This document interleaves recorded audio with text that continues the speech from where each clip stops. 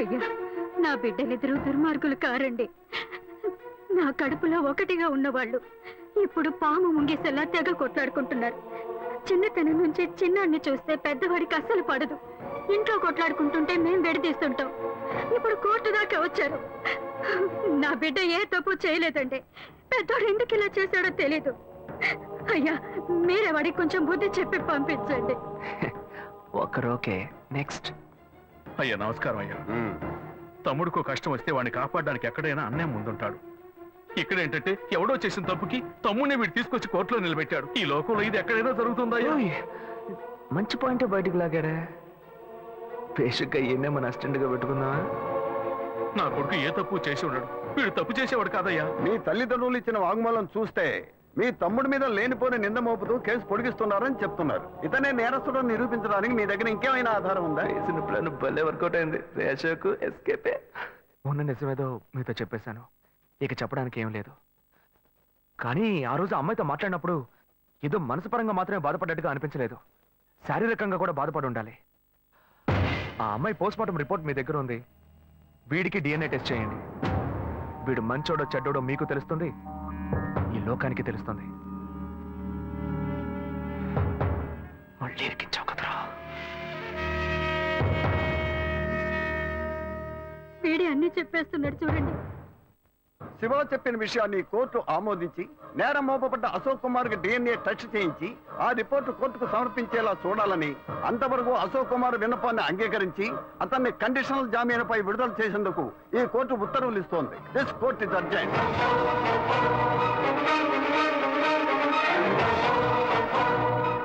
తప్పు చేసి తప్పించు.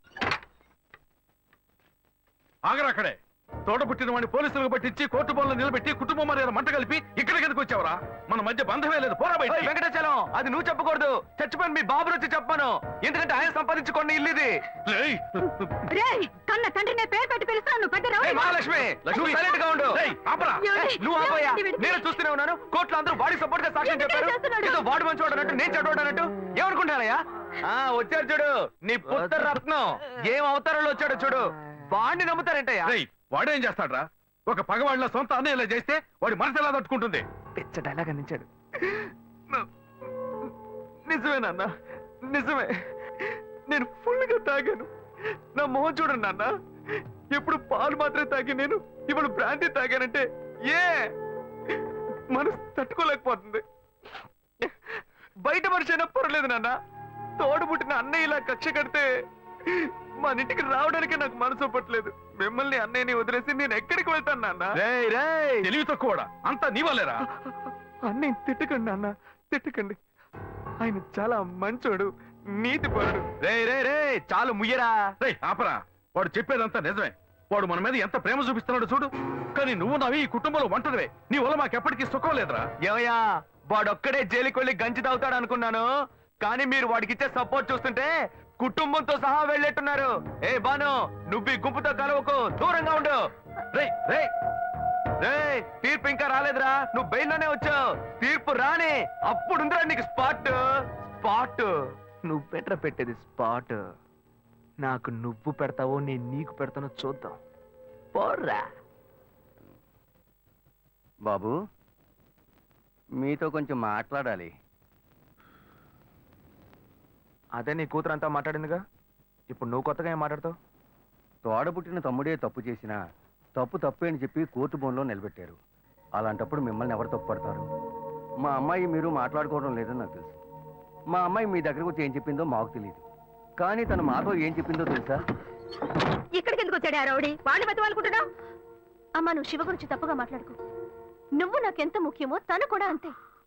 ఓ, అప్పుడు నీకు మాకన్నా ఆ చేపలాడే ముఖ్యమైపోయాడా? అతను చేపల మార్కెట్కి వెళ్ళింది నా వల్లే.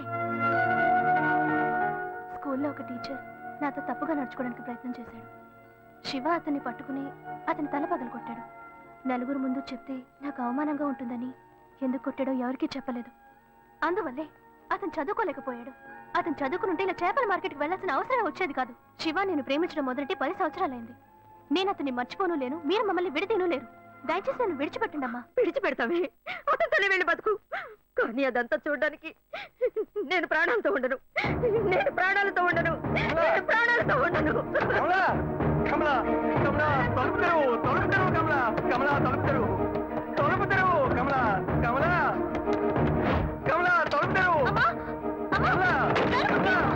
అయ్యో కమలా ఏ అగత్యం చేయొద్దు కమలా ఏమ్మా? ఎందుకు ఇలా చేస్తున్నావు నువ్వు చచ్చి నాపై పగ తెచ్చుకోవాలని చూస్తున్నావా?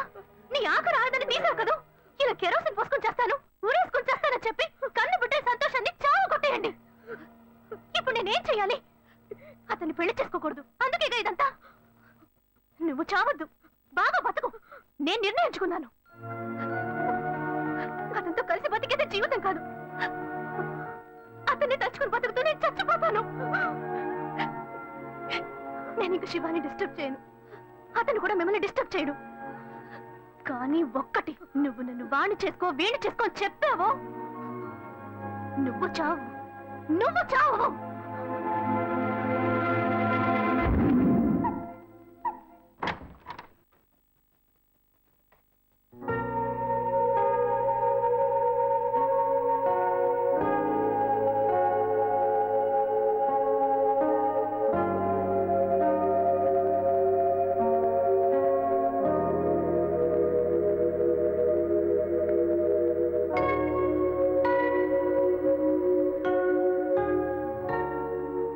మీ నాన్న వచ్చి చెప్పిన తర్వాతే అంతా తెలిసింది.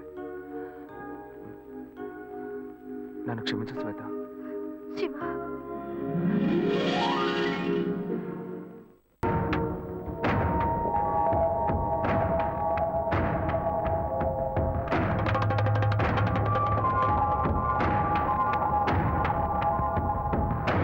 ఇండియన్ క్రిమినల్ చట్టం 1973 మరియు ఇండియన్ సాక్షి చట్టం 1972 ప్రకారం ప్రాథమిక సాక్షుల రికార్డులు పరిశీలించిన పిదప ఈ కోర్టులో నేరం మోపబడిన శ్రీ అశోక్ కుమార్ అనబడే వ్యక్తికి వ్యతిరేకంగా నిర్వహించబడ్డ డిఎన్ఏ టెస్టు ఫలితాలు మరియు సంఘటన యొక్క సాధ్యాసాధ్యాలు అతనికి అనుకూలంగా ఉండటం వల్ల కుమార్ గాయత్రి మరణానికి తనకు ఏ విధమైన సంబంధం లేదని నిర్ణయించి ఈ కోర్టు అతన్ని నిరపరాధిగా విడుదల చేయడమైనది. అంతేగాక ఇటువంటి నిరర్థక కేసుల్ని మళ్లీ మళ్లీ కోర్టుకు తెస్తే శివాని మెంటల్ హాస్పిటల్కి పంపించవలసి వస్తుందని ఈ కోర్టు హెచ్చరిస్తోంది.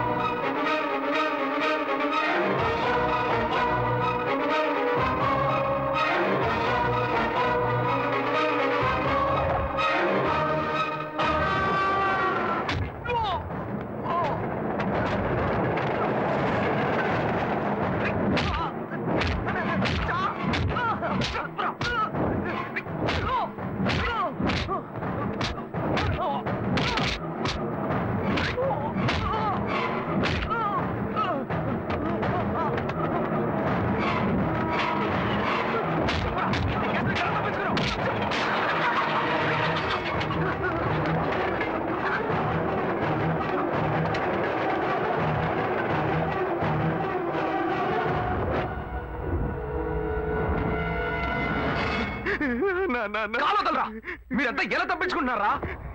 15 వందలు ఇస్తే అబ్దుల్ కలాంకి అరెస్ట్ వారెంట్. అడుగుతున్నాడు చూడు ప్రశ్న. నాన్న నా మీద వేయొద్దన్నా. నాన్న ప్లీజ్ అన్నా, ప్లీజ్ అన్న వద్దన్నా. వద్దు చెప్పు. వద్దన్నా, చెప్తాను. నేను తప్పు చేస్తే నిజమే అన్న.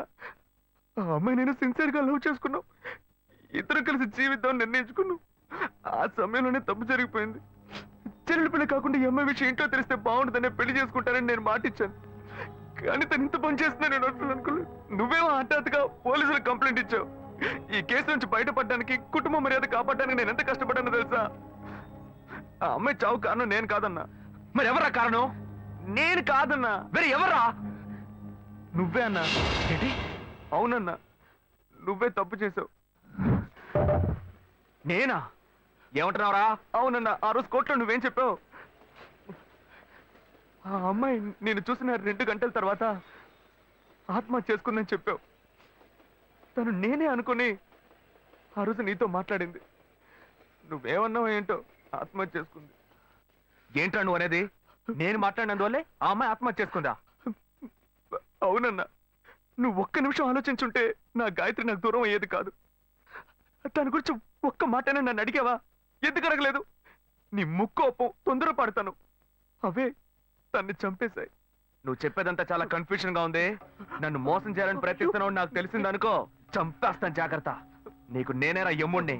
అన్నయ్య, నేనెందుకు నిన్ను మోసం చేయాలి? నువ్వు ఆ అమ్మాయిని తలుచుకుంటూ జీవిస్తానని చెప్పావు. ఇంకో అమ్మాయితో నేను ఎక్కడైనా చూశానో తోలు తీస్తా. అన్నయ్య, గాయత్రిని మర్చిపోయి ఇంకో అమ్మాయితోనా? రేయ్, నువ్వు నాకెమ్ముడువు, నేను నీకెమ్ముడినో చూసుకుందావరా.